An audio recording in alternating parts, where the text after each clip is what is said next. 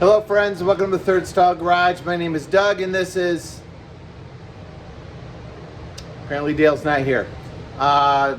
Dale and I are working on restoring a 66 convertible Beetle named Hendrick. And I got a little extra time, Dale's not here today. So I thought I would get started on working on welding up the patches for the Napoleon hat repair. So let's get started.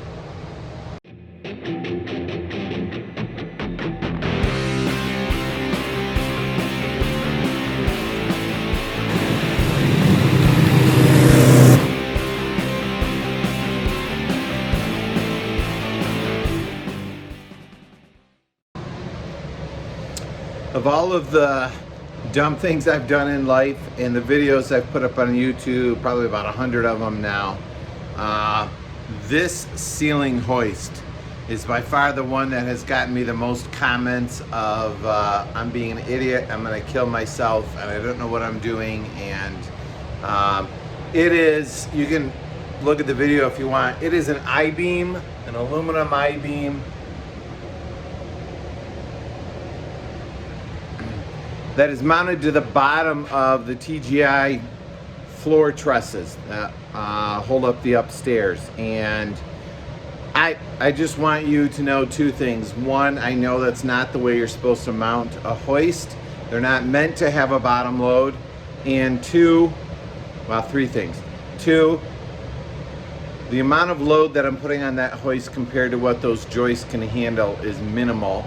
I understand how loads work. I've taken my structural engineering classes. I've done some testing on the pull-out strength of the screws that hold it in, and I'm not worried about it coming down. It's incredibly strong. I was working on a Subaru, and I lifted up the whole front of a Subaru Forester with it, and it didn't even blink at the weight. Generally, I don't lift that much. The third thing I wanted you to know is it's one of the best things I love about this shop, just having a little electric hoist. And then I had fun, picked up an old budget 1-ton chain fall on Facebook Marketplace and pulled it apart, learning how those things work with an infinitely variable clutch in them. I don't know who designed those things years and years ago, but they are sweet. So I love having that hoist in the garage. It's not as good as like a 2-post lift, but it's also up and out of the way when I'm not using it. So I'm going to use it today just to make working on the front of the Beetle a little bit easier. The V-bar hoist comes with a little remote control, which is pretty sweet. And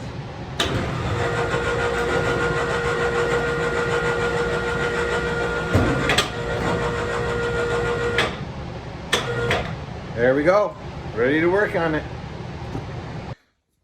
Getting started on the patch. So one of the things that I'm trying to do is my piece of patch material is fairly hefty. I don't know what gauge it is off the top of my head, but it is definitely thicker than the parent material or the body material.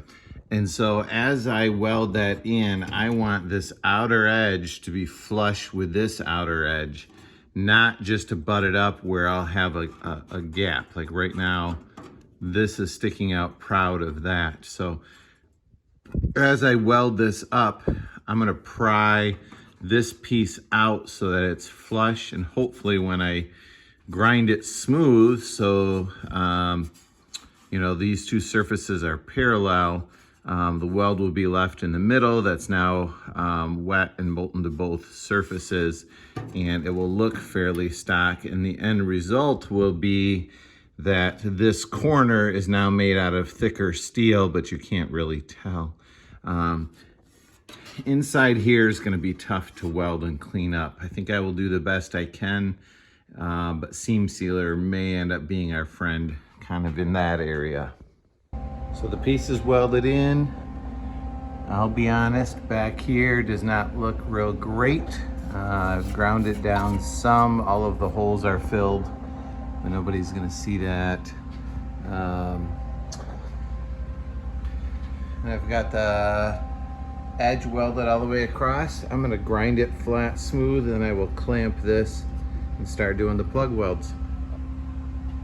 You know, for as much as these repairs have fought Dale and I, this one's coming out all right.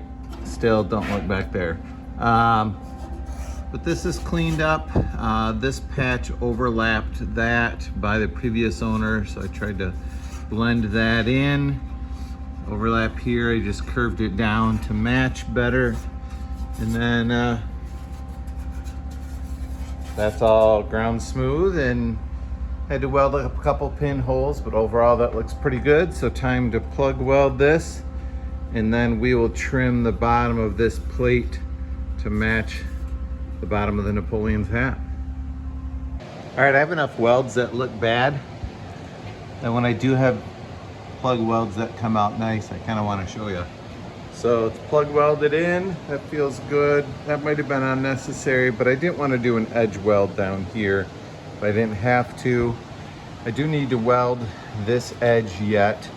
You may wonder what's going on with this edge here, and it was a mess by the previous owner. There were all kinds of different layers. There was, it was just not done well. So this was our best effort at just welding all the different layers together and then grinding a radius in it.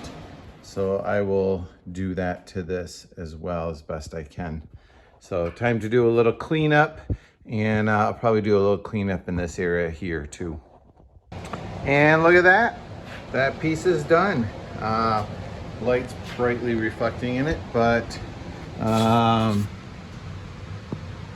nice and flat, strong.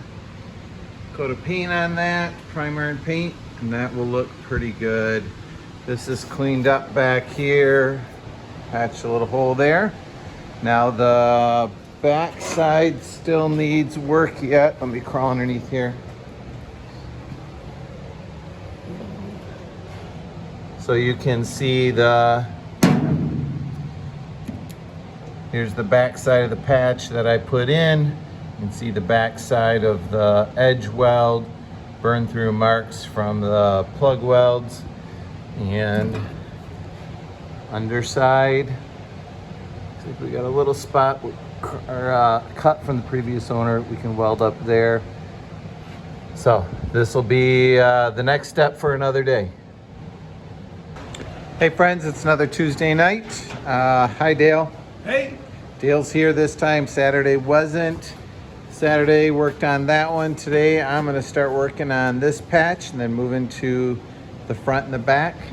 Dale is working on the underside of the heater channels.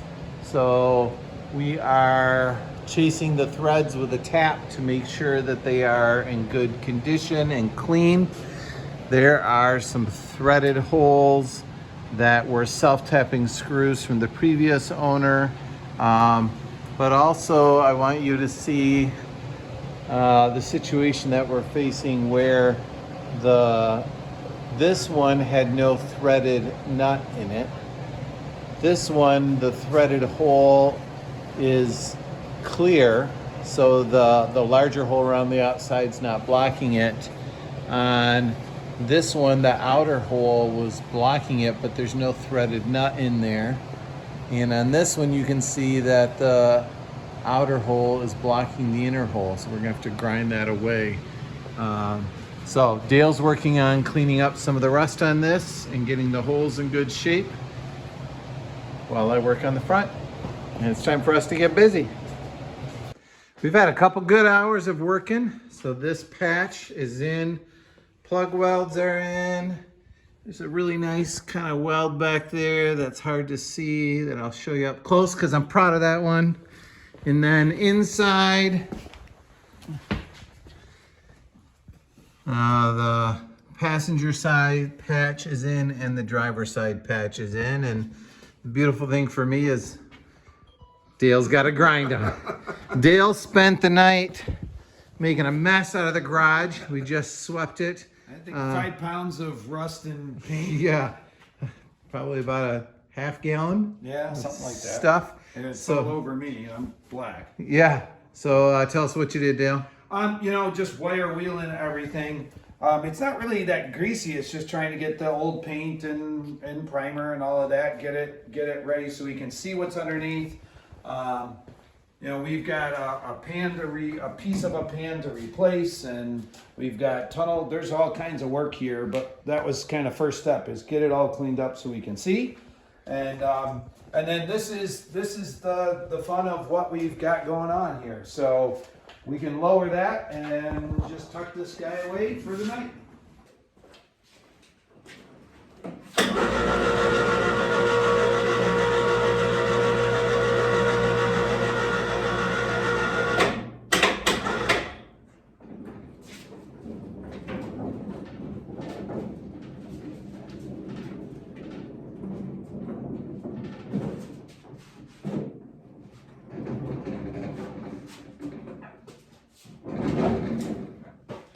All right, that's gonna wrap up this episode of Third Stall Garage. Thanks for following along. Hello to family and friends out east, and Mark Whitty, if you still watch, say hi. Have a good night. We'll talk to you later.